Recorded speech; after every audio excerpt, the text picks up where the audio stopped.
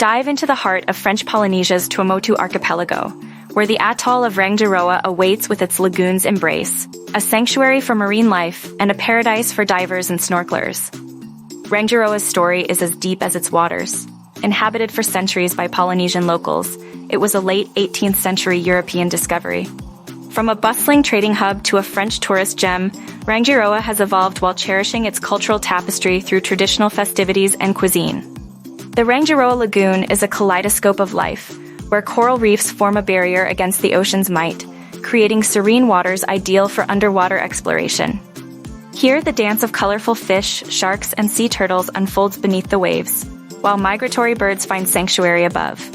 Seek the Blue Lagoon's azure allure, or the Taputa Pass's underwater ballet. Snorkel the vibrant Tumakohua Pass or the fish-rich Avatoru Pass. For a sky-high perspective, scenic flights unveil Rangiroa's majesty from above. Rangiroa's tropical climate welcomes visitors year-round. For divers, May to October offers unparalleled clarity, while sunseekers may prefer the balmy embrace of November to April's skies. Rangiroa's beauty is its responsibility too.